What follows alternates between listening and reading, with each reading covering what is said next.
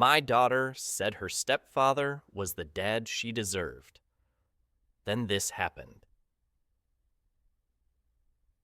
A father's raw truth tape. Last year, my marriage ended after 16 years. It didn't blow up all at once, but it definitely crashed. I'd been feeling something off for a while. My wife was glued to her phone, laughing at texts that didn't involve me, coming home late from work, just acting different. When I asked her about it, she said I was being paranoid, told me to just trust her. But deep down, I knew I wasn't crazy. About 2 weeks later, she finally admitted it. She was emotionally involved with a guy at her office. Emotionally involved. I still remember her saying, "It's not like I cheated, okay? I haven't slept with him." Like that made it better. To me, she was already halfway out the door. Not long after, we officially called it quits. She said she wasn't happy anymore, that we'd grown apart. All the usual stuff people say when they're already knee-deep in someone new. The divorce wasn't a war, but it sure wasn't easy. We kept things civil on the outside, but underneath, yeah, I could tell. She was texting him, probably seeing him while we were still sorting out the life we built together. But this story isn't really about her. It's about my daughter and me. Our daughter was 14 at the time. She's always been closer to her mom. They did all the girly stuff together. Spa days, shopping, baking. I never minded. I figured that was normal. We had our own thing, too. I used to take her out for ice cream after soccer, stay up late on weekends, watching movies or playing games. She'd snuggle up next to me on the couch under her blanket like everything was perfect. And that's what made what happened next so damn painful. After the divorce was finalized, my daughter started pulling away from me. At first, I chalked it up to the shock. I told myself she just needed time. I went out of my way to make her comfortable. I kept her room at my new place exactly how she liked it. Picked her up, took her out for dinner, bought her little gifts. I never said one bad word about her mom or the affair. I kept it upbeat, positive, hoping she'd see I was still her dad. But she was cold. Every time I saw her, she barely spoke. One-word answers, eyes glued to her phone. No eye contact. It hurt. I could see it in her face. She didn't even want to be there. I thought maybe if I gave her space, she'd come around. Then one night changed everything. It was a regular Tuesday. I picked her up from school, and she was dead silent the whole drive. When we got to my place, I made her a snack, sat beside her on the couch, and asked how her day went. She just kept scrolling on her phone like I wasn't even there. So I asked, real gentle, "Hey, everything okay? You seem quiet."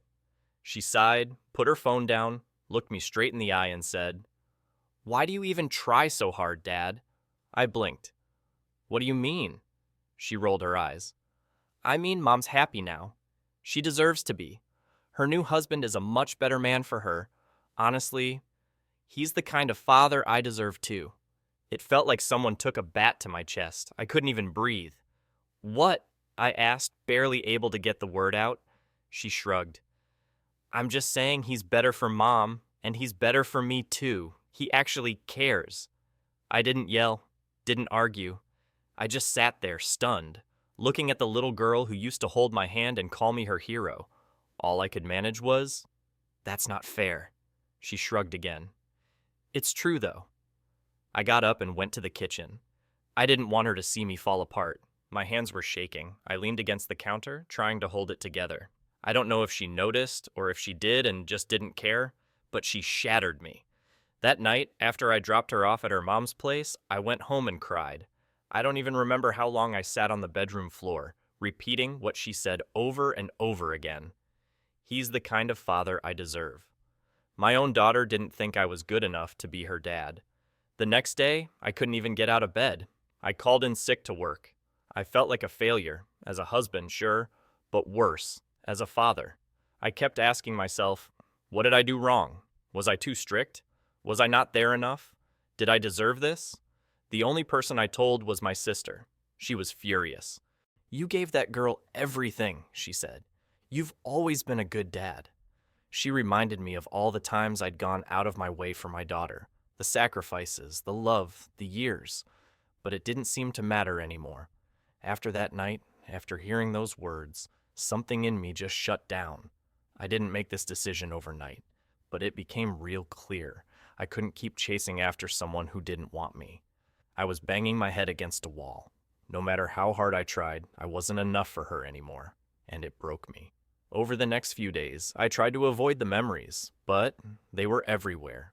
Old drawings she made of me in kindergarten. One had me in a cape that said Superhero Dad. Photos from family vacations, her soccer trophies, the ones I helped her earn, coaching her in the backyard after work. All of it. It just felt cruel now, so I made a decision. It might sound selfish, but I had to protect myself. I told myself, from now on, I'd do only what was legally required as her father. Nothing more. No more bending over backward for someone who didn't even respect me. She didn't expect me to say that I don't know. Finally, she replied, "Quit it this time." She didn't mean that. You know she's a teenager. She says things she doesn't mean.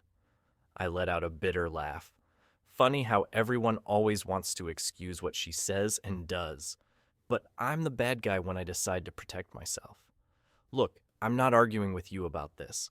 I'm still doing what I'm required to do as her father, but that's all. My ex didn't have a response to that.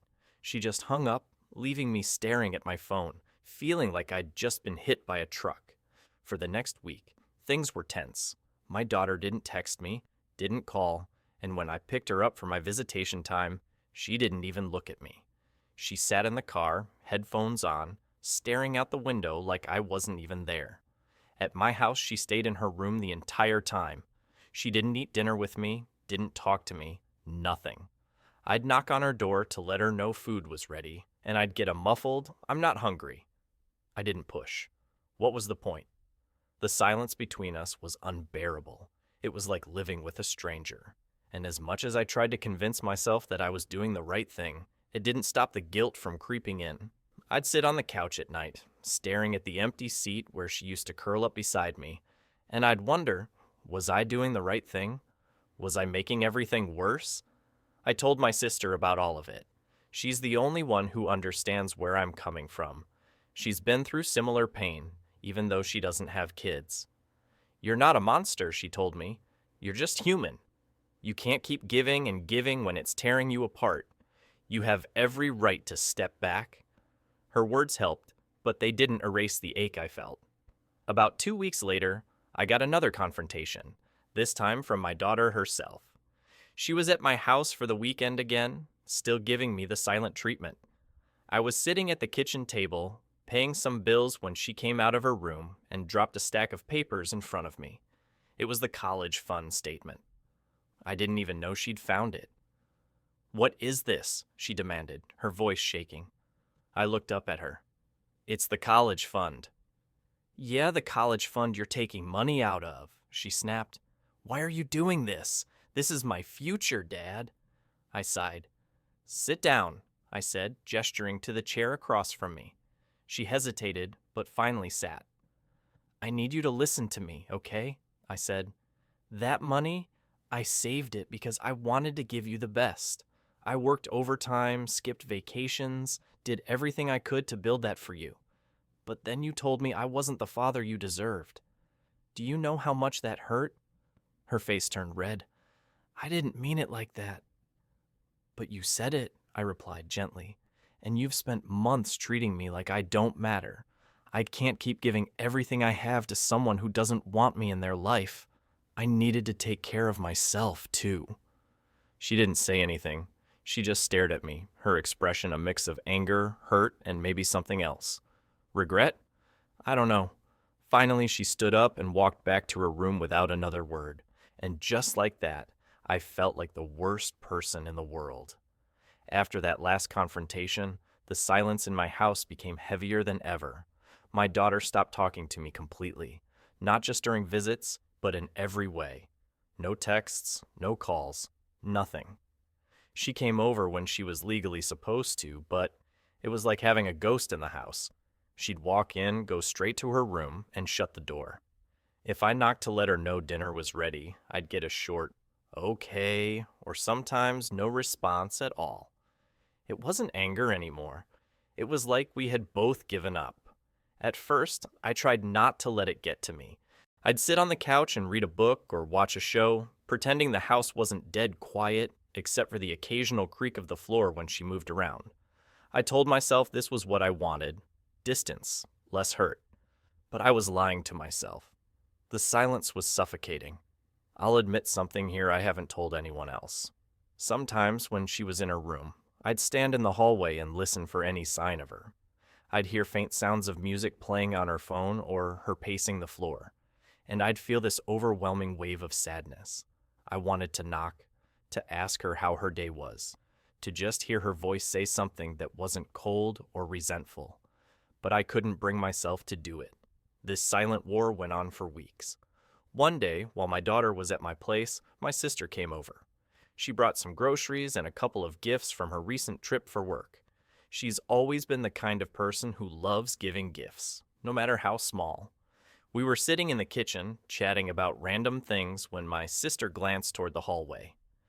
"She still hasn't come out," she whispered to me. "Nope," I muttered, not wanting to get into it. My sister sighed and shook her head. "This isn't healthy, you know."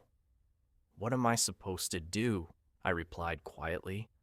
I tried for months. She made it clear where I stand. I can't force her to care about me." She didn't argue with me because she knew I was right. Instead, she got up and walked to the hallway. Before I could stop her, she knocked gently on my daughter's door. "Hey, sweetie," my sister said softly. "Can I come in?" I heard a faint "yeah" from inside, and my sister disappeared into her room. I stayed in the kitchen, trying not to eavesdrop, but also unable to stop myself. I couldn't hear everything, but I caught bits and pieces of their conversation.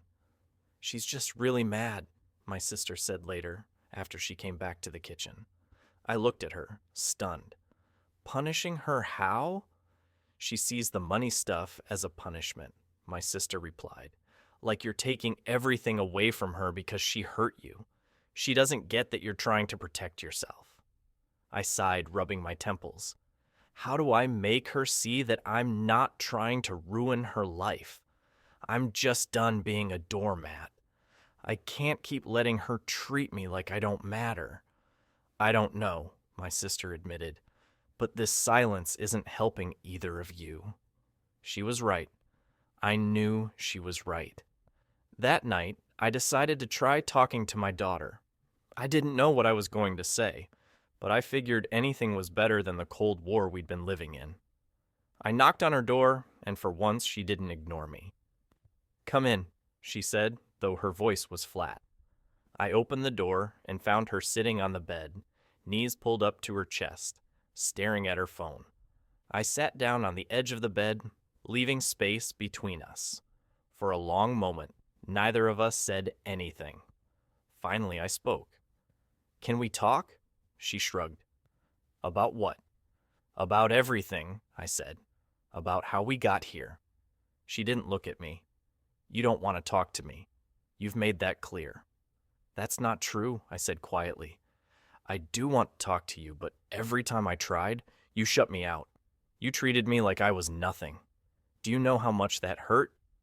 She looked up then, and I saw something flicker in her eyes. Maybe guilt, maybe sadness. "I didn't mean it like that." "But you did," I interrupted gently. "You told me I wasn't the father you deserved. You chose your stepdad over me, and I get it. Maybe he's great, maybe you like him, but that doesn't mean I stopped being your dad." She looked down at her hands, silent. "I've made mistakes," I admitted. "Maybe I pulled away too much. Maybe I made decisions you don't agree with. But I did it because I didn't know how else to protect myself. You have no idea how much it hurt to hear those words from you, to feel like I didn't matter to you anymore." Her voice was quiet when she finally spoke. "I didn't mean it like that. I was mad. And you were always so serious and quiet after the divorce. It felt like you didn't care anymore." I felt a lump in my throat. "I care more than you know, but I didn't know how to act when you pushed me away." We sat there in silence for a while, neither of us knowing what to say next. It wasn't a magical moment where everything got fixed, far from it. but it felt like the first time we were actually listening to each other instead of fighting or shutting down. Before I left her room, I said, "I don't know how to fix this, but I want to try. You're still my daughter. I still love you." She didn't respond, but she didn't tell me to leave either. It had been a few weeks since I told my daughter the truth, that I wasn't going to keep chasing after someone who didn't want me in their life. Things were quiet, but not in a peaceful way. She still came over for her visits, but it felt more like a form. As the days passed, the silence between us was deafening. I didn't hear from her, and it felt like I was losing her for good, but I refused to give up.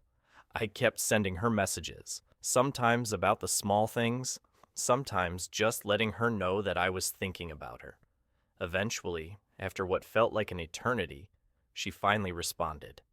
It wasn't a grand gesture, not a heartfelt apology or an emotional confession. It was just a simple message. "I'm sorry, Dad." I was angry, and I didn't know how to talk to you about it. It wasn't easy to hold back tears when I read those words. I had spent months wondering if I would ever hear from her again, and now I had proof that my daughter still cared. We didn't solve everything overnight, but it was the start of something. Slowly, we started talking more, rebuilding trust bit by bit. It wasn't perfect, and there were moments when it felt like we were still miles apart, but we were making progress. And I realized then that relationships, especially the ones that matter most, aren't always easy. They take time, effort, and a lot of patience. But it's worth it, every single bit of it. I wasn't going to give up on my daughter. Not now, not ever.